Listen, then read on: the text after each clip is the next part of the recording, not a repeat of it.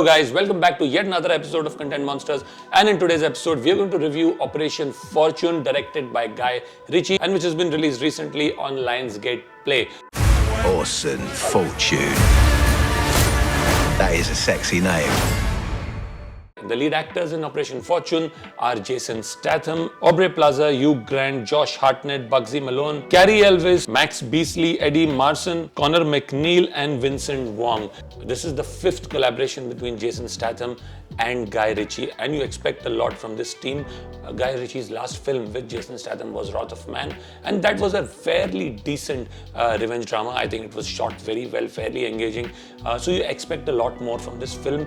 Unfortunately, Operation Fortune ends up disappointing you to a great extent. It almost seems as if most of the actors and the director himself are going through the motion, especially so when a director as skillful as Guy Ritchie is directing the film. You expect a lot more. While it has it all, the big stars, some action, some thrills, great camera work, great CGI, but there is something that is clearly amiss, and it's clear as daylight that the script itself doesn't work for you. The film starts fairly predictably. You see a gang of gunmen who've stolen a briefcase, which possibly is a very important briefcase, which has landed in the hands of some wrong people who are about to get into a deal. And the fear, as always with any Hollywood film, is that this could be a multi-billion-dollar arms deal which could bring alive end of the world, and only they can save it. Well, how many times has this story been done? Almost to death, and they just don't tire of doing this again and again and again. Jason Statham plays a private operator who's on the payrolls of the British government, who has his own multiple issues.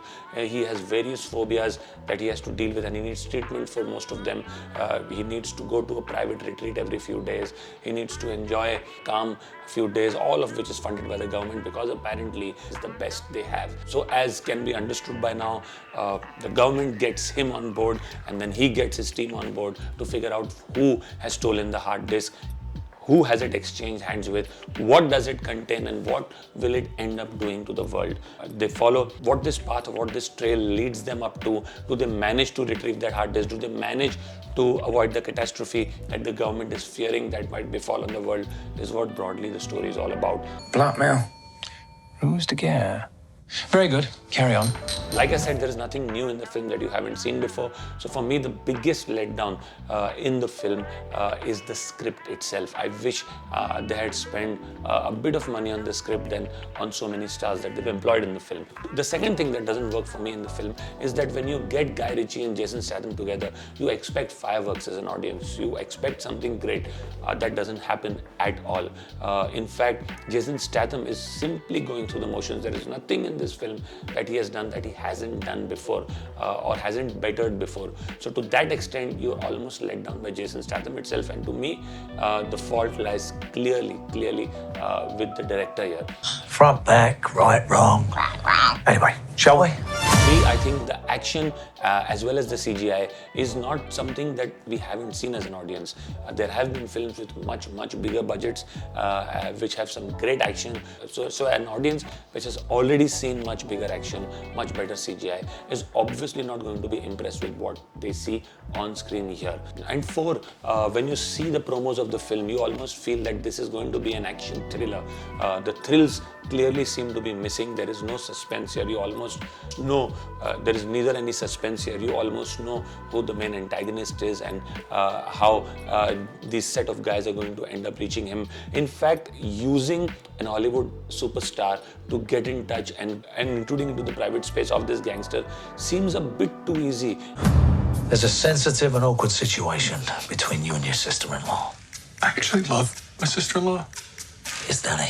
You made that quite evident. I mean, is it that easy to get into the den of an international gangster? Is it that easy to just use a major movie star and infiltrate the gangster's personal space? It all seems too easy. Too much creative liberty has been used there. So to me, these are some of the things that really pull the film down. What works in the film? To me, without an iota of doubt, Hugh Grant. I mean, he is enjoying himself. It is clear that he is I mean, it's clear that he's playing the villain like an anti-villain, and that clearly is working for the film. He has had a blast throughout the film, and you can see that on screen. A very, very delightful performance in the negative role, and that clearly, holds you as an audience. So that, I would say, full marks to him and to the director, at least for that. And secondly, I think Josh Hartnett is the second big plus point of this film. They're all the killers. You're an actor. Act.